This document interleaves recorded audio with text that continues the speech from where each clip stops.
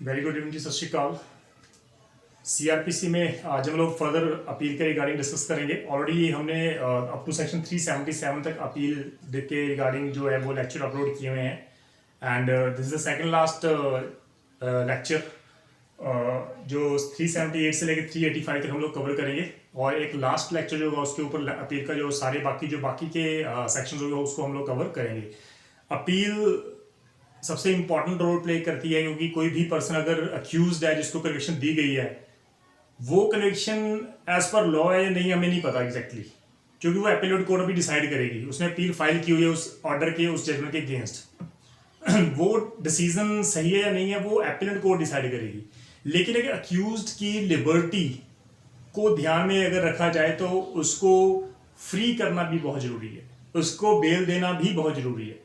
वो appellant court के पास इतने राइट्स हैं कि वो जब तक अपील पेंडिंग है वो हो सकता है कि अक्यूज को बेल पे जो है उसको अलाउ कर दे बेल के लिए।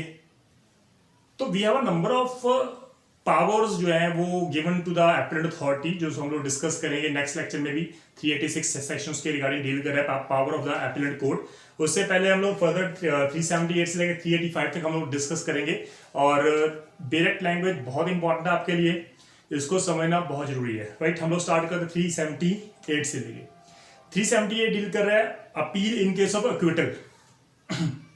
अगर एक्विट कर दिया किसी को तो नेचुरल बात है उसके अगेंस्ट अपील कौन फाइल करेगा?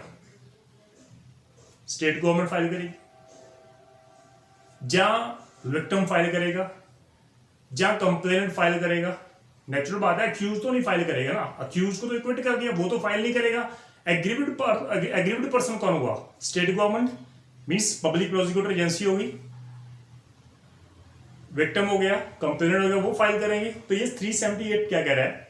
द फर्स्ट क्लॉज सेज कि डिस्ट्रिक्ट मैजिस्ट्रेट है वो उसको हम स्टेट मान के चलते हैं as per the article 12 of the constitution that is a state. District magistrate जो है वो स्टेट है तो वो पब्लिक प्रोसिक्यूटर एजेंसी को डायरेक्शंस देगी कि भाई इस केस में आप अपील फाइल करो कोर्ट ऑफ सेशन में। तो direct the public prosecutor to present an appeal before the court of session from an order of acquittal passed by the magistrate, चाहे वो कॉग्निजेबल है एंड नॉन अवेलेबल ऑफेंसेस है। उन cases में DM district magistrate public prosecutor को direct करेगा कि आप इस केसेस के अगेंस्ट अपील फाइल करो। Second clause says, B point says the state government may also direct the public prosecutor to present an appeal before the high court। Session court में appeal file करनी है DM है हमारे पास, high court में file करनी है तो state government है। स्टेट गवर्नमेंट डायरेक्ट करेगी पब्लिक प्रोसिक्यूटर को कि आप हाई कोर्ट में अपील फाइल करो किसके अगेंस्ट? अगेंस्ट द ओरिजिनल और एपिलेंट ऑर्डर। ओरिजिनल ऑर्डर हो सकता है कि ओरिजिनल ऑर्डर जो है वो सेशन कोर्ट ने दिया हो, जहां फिर against the appellate order. Appellant order हो सकता है फर्स्ट एपिलेंट कोर्ट कौन सी है? सेशन कोर्ट, तो उसके अगेंस्ट हाई कोर्ट में हमने फाइल करना है तो उसके अकॉर्डिंग भी आप कर सकते हो। तो ये डायरेक्शन स्टेट गवर्नमेंट देगी। We have a second point says कि अगर कोई भी ऐसा केस जिसमें एक्विट किया गया है कोर्ट द्वारा, लोअर कोर्ट द्वारा, और उस केस में जो इन्वेस्टिगेशन है Delhi special police establishment act के अधीन हुई है या फिर किसी सेंट्रल एक्ट द्वारा जो एजेंसीज बनाई गई हैं इन्वेस्टिगेशन के लिए उन एजेंसियों द्वारा वो इन्वेस्टिगेट किया गया केस, तो उस सिचुएशन में सेंट्रल गवर्नमेंट के पास भी राइट है, वो भी पब्लिक प्रोसिक्यूटर को डायरेक्ट कर सकता है कि आप इनके अगेंस्ट अपील फाइल करो कोर्ट ऑफ सेशन में, क्योंकि उन्होंने क्विट कर दिया मैजिस्ट्रेट ने, आप कोर्ट ऑफ सेशन में अपील फाइल करो। आप ये भी डायरेक्शन दे सकते हो कि हाई कोर्ट में आप अपील फाइल करो against the appellate order of the session court या against the original order of the session court, आप उसके अगेंस्ट हाई कोर्ट में अपील फाइल करो। तो central government too has a right, but that right is very restricted in the sense that कि वो case जिसमें investigate की गई है सेंट्रल एक्ट द्वारा बनाई गई एजेंसियों द्वारा, जहां Delhi special police establishment act के अधीन किसी इन्वेस्टिगेशन एजेंसी ने उस केस को इन्वेस्टिगेट किया तभी उसके पास पावर है। Third clause says no appeal to the high court under clause 1 और clause B shall be entertained except with the leave of the high court. भाई बिना हाई कोर्ट की अपील, अगर आपको हाई कोर्ट पे अपील फाइल करनी है तो you have to obtain the leave of the high court, पहले परमिशन लो फिर उसके बाद फाइल करो। तो no appeal to the high court under clause 1 और clause subsection 2। Then fourth clause से अगर किसी केस में अक्यूज्ड को एक्विट किया गया है और वो जो केस इंस्टीट्यूट किया गया था वो कंप्लेंट के बेसिस पे किया गया था। तो नेचुरल बात है कि उस केस में जो अपील फाइल करेगा वो कंप्लेनेंट भी है, वो भी अपील फाइल कर सकता है हाई कोर्ट में। तो on an application made to it by the complainant in this behalf grant special leave, तो कंप्लेनेंट हाई कोर्ट में एप्लीकेशन लगाएगा स्पेशल लीव, जो है स्पेशल लीव ग्रांट करने के लिए। तो जब वो हाई कोर्ट को ग्रांट कर देगी स्पेशल लीव, तभी वो अपील फाइल कर सकता है हाई कोर्ट में, अदरवाइज नहीं कर सकता। तो ये बहुत इंपॉर्टेंट है। देन फिफ्थ पॉइंट सेज कि जो एप्लीकेशन कंप्लेंट फाइल करेगा सब क्लॉज 4 में, सब सेक्शन 4 में, वो अगर तो वो कंप्लेनेंट पब्लिक सर्वेंट है तो उसके पास 6 मंथ का टाइम है। विद इन दैट 6 मंथ वो एप्लीकेशन लगाएगा हाई कोर्ट में कि मुझे लीव दी जाए, परमिशन दी जाए कि मैं आपके जो है नीचे वाली जो कोर्ट है, लोअर कोर्ट, उसके अगेंस्ट मैं अपील फाइल करना चाहता हूँ, मुझे परमिशन दी जाए। अगर वो पब्लिक सर्वेंट नहीं है, complainant if he is not a public servant, then he has a 60 days के अंदर उसको एप्लीकेशन मूव करनी पड़ेगी हाई कोर्ट में स्पेशल लीव परमिशन के लिए। 6 point says if in any case the application under subsection 4, अगर सबसेक्शन 4 में कंप्लेनेंट द्वारा एप्लीकेशन लगाई गई है हाई कोर्ट में स्पेशल लीव के लिए, अगर वो एप्लीकेशन हाई कोर्ट ने रिजेक्ट कर दी तो भाई बात खत्म वही हो जाएगी, आप अदरवाइज आप अपील नहीं फाइल कर सकते। इसका मतलब ये हो गया, क्योंकि जब हाई कोर्ट आपकी एप्लीकेशन रिजेक्ट करती है तो इसका मतलब ये है कि आप अपील फाइल नहीं कर सकते। ये 378 सेक्शन क्या है, तो बहुत सिंपल सेक्शन है। Then we have section 379. It deals with the appeal against conviction by high court in certain cases. Conviction by high court. The heading is very clear. वहां पर हेडिंग में लिखा गया कि हाई कोर्ट द्वारा conviction की गई है, उनके अगेंस्ट आप केस फाइल कर रहे हो, अपील फाइल कर रहे हो, तो कहां पर करोगे? नेचुरल बात आप सुप्रीम कोर्ट में करोगे। तो यहां पर लिखा गया है कि ऐसे केसेस जहां पर पनिशमेंट डेथ है, लाइफ इम्प्रिजनमेंट है, जहां मोर देन 10 ईयर है, 10 ईयर या मोर देन 10 ईयर है, तो कोई भी जो एग्रीड पर्सन है जो हाई कोर्ट के ऑर्डर के अगेंस्ट जो है वो खुश नहीं है, तो वो सुप्रीम कोर्ट में जो है वो अपील फाइल कर सकता है। 380 सेक्शन क्या कह रहा है? Special right of appeal in certain cases, that is a special right of appeal. यहां पर लिखा गया है notwithstanding anything contained in this chapter when more person than one are convicted, 4 person को सजा हो गई ABCD, कोर्ट ने कहा कि सिर्फ जो है बेसिकली एक जो A पर्सन है अक्यूज, उसका राइट ऑफ अपील है, बाकी BCD का राइट ऑफ अपील नहीं है अपील में जाने के लिए।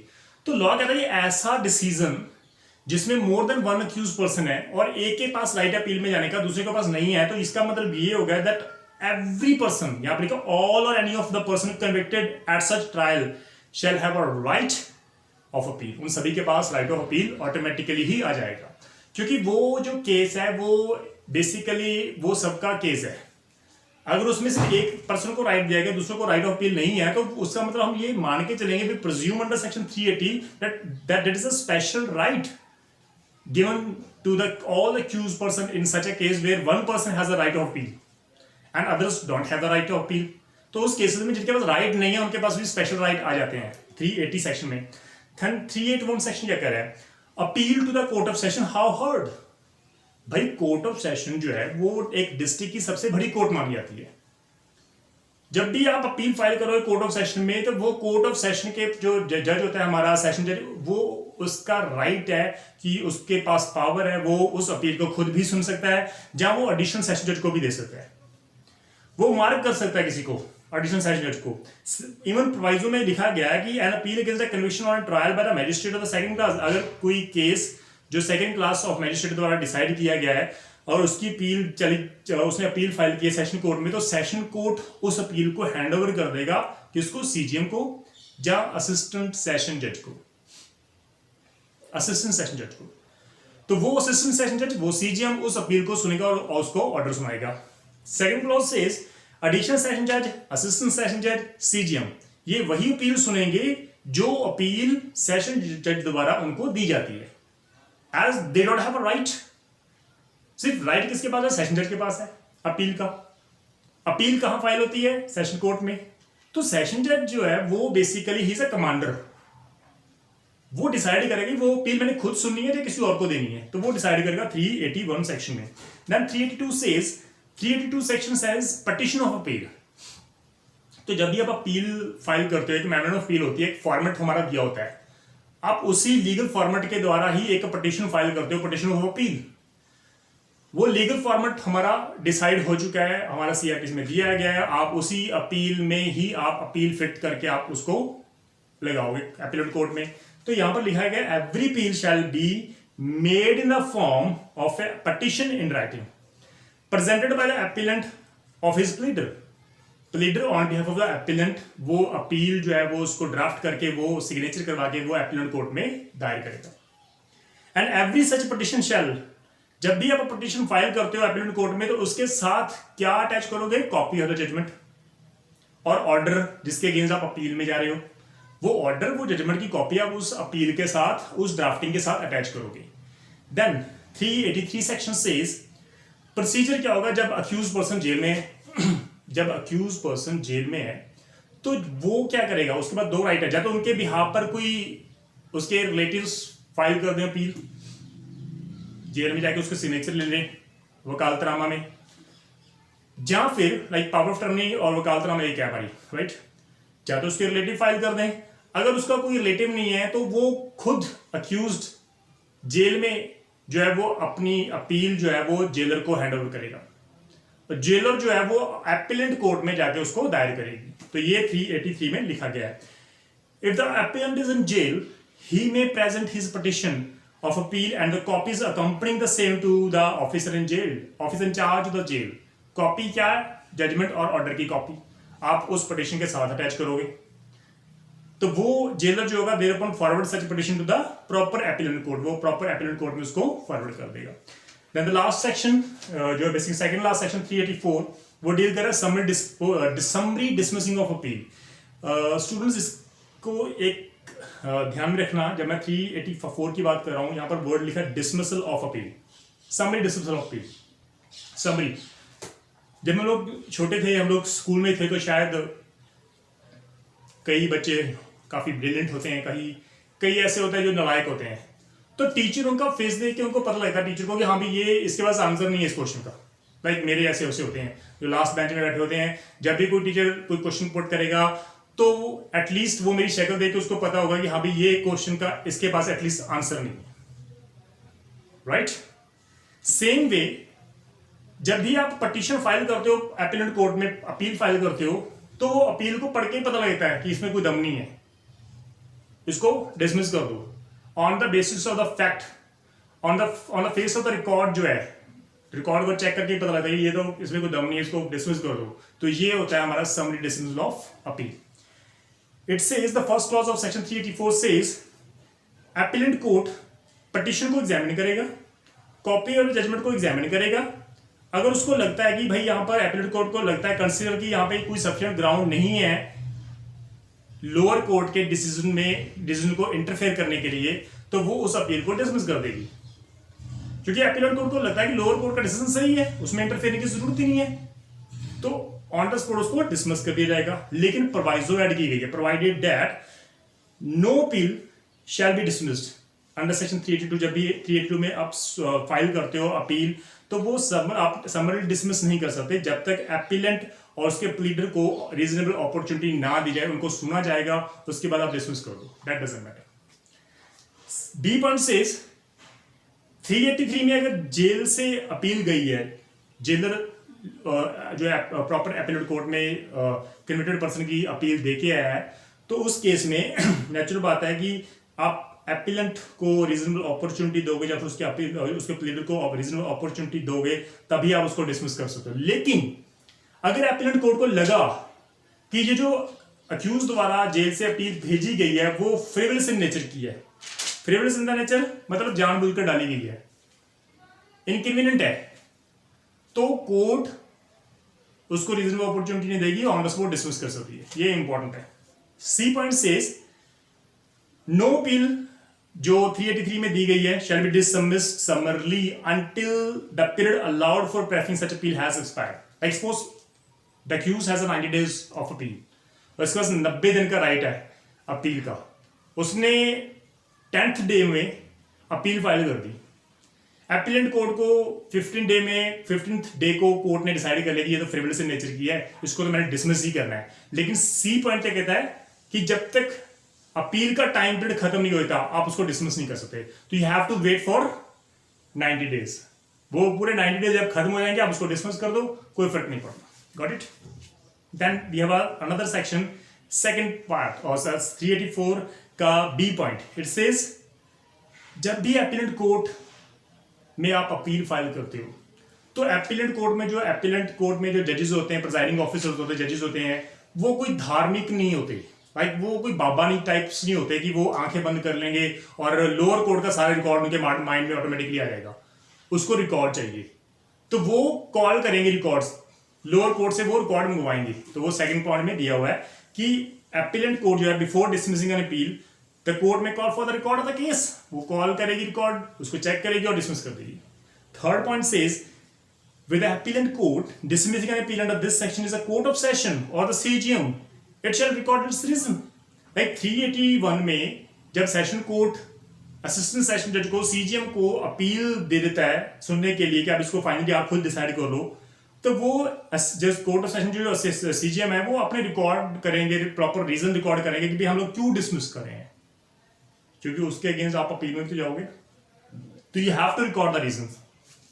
फोर्थ पॉइंट सेज कि अगर 383 में जो अपील फाइल की है जेल से, अगर वो डिसमिस कर दी जाती है और कोर्ट को, एपिलेंट कोर्ट को ये पता लगता है कि भाई अक्यूज्ड के रिलेटिव ने में भी इनके बिहाफ पर अपील फाइल की हुई है, सेम केस में सेम सर्कमस्टांसेस है, लेकिन कोर्ट को लगता है in the interest of justice उसको सुनना जरूरी है, तो डेफिनेटली कोर्ट उसको सुनेगी। यहाँ पर लिखा where appeal present under section 383 is dismissed, उसको डिसमिस कर दिया, and the appellate court finds that another petition of appeal duly presented on behalf of the same appellant means appellant उसने खुद नहीं फाइल की, उनके बिहाफ पर किसी ने फाइल की है, क्योंकि उसने जो अपील फाइल की थी खुद वो 383 में है जो उसने डिसमिस कर दिया एपिलेंट कोर्ट ने, लेकिन उसके एपिलेंट के बिहाफ पर उनके रिलेटिव्स ने अगर अपील फाइल की है और कोर्ट को लगता है ये कंसिडर कि इसको सुनना जरूरी है, तो डेफिनेटली कोर्ट उसको सुनेगी for the end of justice.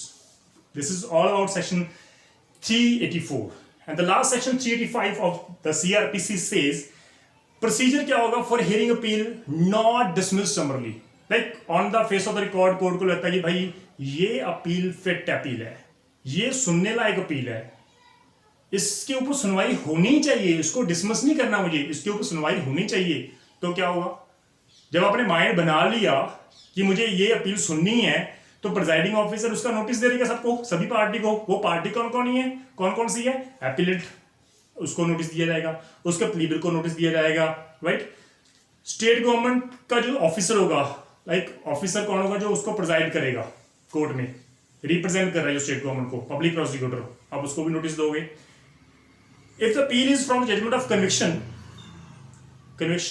के अगेंस्ट अगर आप अपील में जा रहे हो, तो भाई कंप्लेनेंट को भी आप दोगे, अगर उसने कंप्लेंट के बिहाफ पर उसको कन्विक्शन हुई है तो कंप्लेनेंट को भी आप बोलोगे भैया अक्यूज ने जो है वो अपील फाइल की है अगेंस्ट द कन्विक्शन, तो आपको एक नोटिस दिया जा रहा है कि आप रीजनेबल अपॉर्चुनिटी, अगर आपको कुछ कहना था बोलो, right. Fourth point says if the appeal is under section 377 378 to the accused को हम लोग देंगे, and shall also furnish such officer complainant and accused with a copy of the grounds of appeal. तो डेफिनेटली ऐसी appeals होती हैं जो against basically अक्विट कर दिया लोअर कोर्ट ने, आपने अपील फाइल कर दी, अब अक्यूज को तो भाई नोटिस दे दो, उसको तो सुन लो, उसके पीछे उसको बिना सुने आप ऑर्डर नहीं सुना सकते, ये मेंशन किया गया है। Second point says appellate court shall then send for the record. Appellate court जो है वो उसको रिकॉर्ड मंगवाएगी लोअर कोर्ट से, भैया आप रिकॉर्ड भेज दो, मुझे इसकी सुनवाई करनी है और मुझे ये ऑन मेरिट डिसाइड करना है। प्रोवाइडेड क्या है, if the appeal is only to the extent of the legality of the sentence, अगर तो सिर्फ अपील लीगैलिटी ऑफ सेंटेंस के रिगार्डिंग है कि ये सेंटेंस लीगल है या नहीं है, तो उस सिचुएशंस में हमें रिकॉर्ड की मंगवाने की जरूरत नहीं है, तो वो हम लोग खुद ही डिसाइड कर सकते हैं। ये सेंटेंस लीगल है इलीगल है वो हम लोग खुद डिसाइड कर लेंगे, वहां पर हमें रिकॉर्ड की जरूरत ही नहीं है। जहां फिर third point says where the only ground for appeal for conviction is alleged severity of the sentence, वो severe sentence है, like rigorous sentence है, simple punishment है, वो अगर उसके अगेंस्ट आपने अपील फाइल किया कि मुझे rigorous punishment दे दी, मुझे simple दो, तो भाई उसके अगेंस्ट हमें क्या जरूरत है लोअर कोर्ट से रिकॉर्ड मंगवाने की, वो हम लोग खुद ही डिसाइड कर लेंगे। तो this is all about section up to 385 of CRPC। तो 378 से लेकर 385 तक अगर आपको कोई डाउट्स है, अदरवाइज ये सेक्शंस बहुत क्लियर है, बहुत इजी है, इसको प्लीज आप ध्यान में रखना। स्टिल अगर आपको डाउट लगता है तो प्लीज आप कमेंट में कर देना, और आई ऑलवेज रिक्वेस्ट स्टूडेंट्स को कि आप पार्टिसिपेट करते रहो। अगर किसी का क्वेश्चन जेन्युइन है तो उसको आप प्लीज रिस्पॉन्स दे दो। Thank you so much. सत श्री अकाल।